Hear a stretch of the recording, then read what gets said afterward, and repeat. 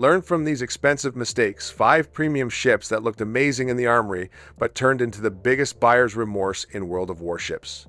You won't believe which ships made the list and why so many players wish they could get their research points, coal, or steel back.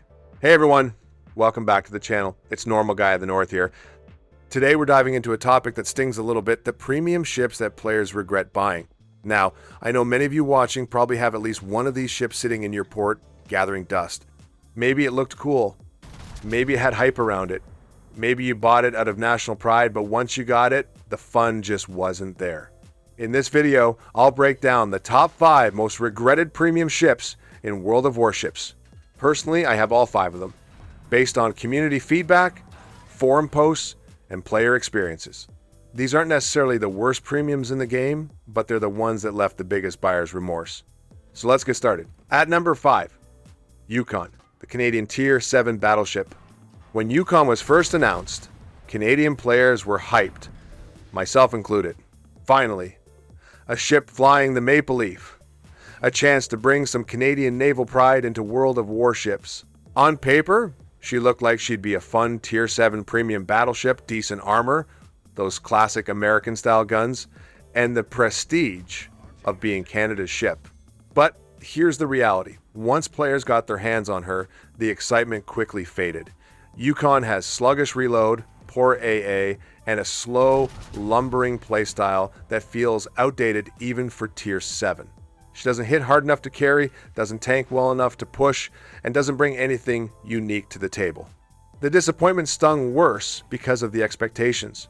Many Canadians bought her purely out of pride, only to find she was one of the most underwhelming ships in the entire premium lineup. The community consensus is clear. Yukon was a missed opportunity, and for a lot of players, she's their number 1 regret.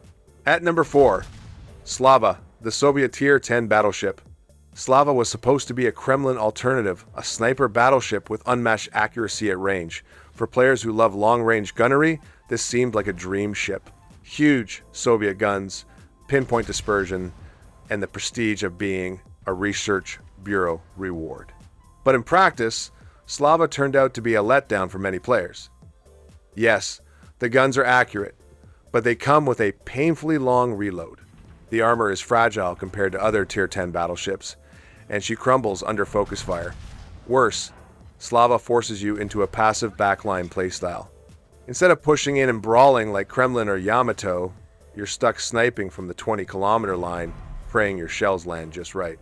Many captains spent months grinding research points for Slava, only to find out that Burgonia, Ohio, or even Tech Tree battleships are far more rewarding. She isn't useless, but the grind to reward ratio leaves a lot of players regretting the choice. At number 3, Tone, the Japanese Tier VIII Hybrid Cruiser. Tone was one of the first hybrid premiums to hit World of Warships, and that novelty alone made people buy her. A cruiser with torpedoes, solid IJN guns, and the big selling point, spotter planes that can extend your vision and harass enemies. On paper, she looked versatile and unique. But once players took her into battle, the cracks showed fast.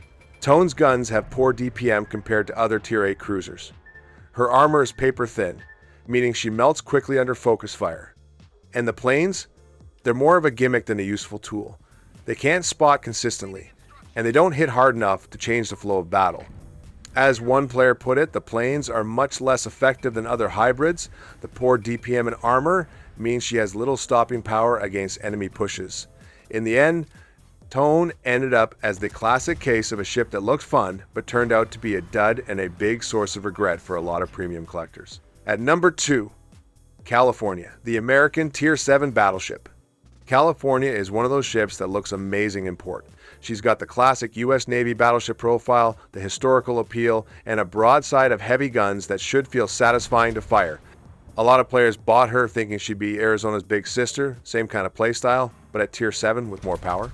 Unfortunately, California is one of the slowest and clumsiest ships at her tier. Her rudder shift is awful, her turning circle is huge, and her reload feels painfully slow. Worse, she constantly loses to tech tree ships like Colorado or Nagato, which are free to play. The community calls her a port queen, a ship that looks great but never leaves dock. As one review bluntly put it, if she can't be powerful, she should at least be fun. But California is neither. For many players, California is the definition of premium buyer's remorse. At number 1, Graf Zeppelin, the German Tier VIII Premium Carrier. Finally, at number 1, we have what may be the most infamous premium regret in all of World of Warships history. Graf Zeppelin. When she was first announced, players were thrilled. The German carrier that never was, brought to life in the game. She had a cool design, secondary guns everywhere, and the promise of a unique playstyle. People jumped to buy her the moment she was available. But the release was a disaster. Graf Zeppelin was rushed out unfinished, and it showed.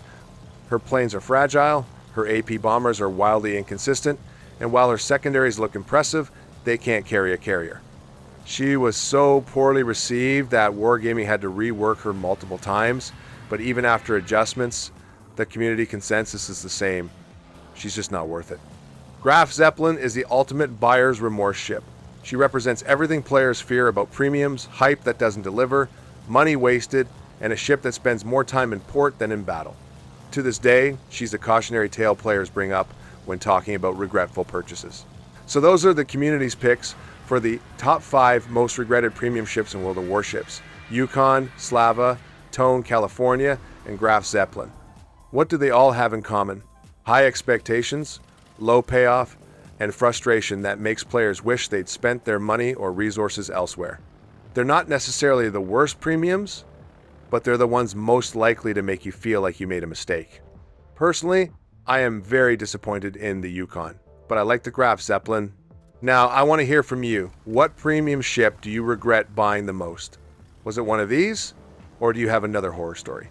Drop in the comments below, because I'll be featuring community responses in a future video. If you enjoyed this breakdown, make sure to click on the videos you see on screen for more World of Warships content. Thanks for watching, I really appreciate it, and as always, take care and stay safe. See you in the next one, and bye for now.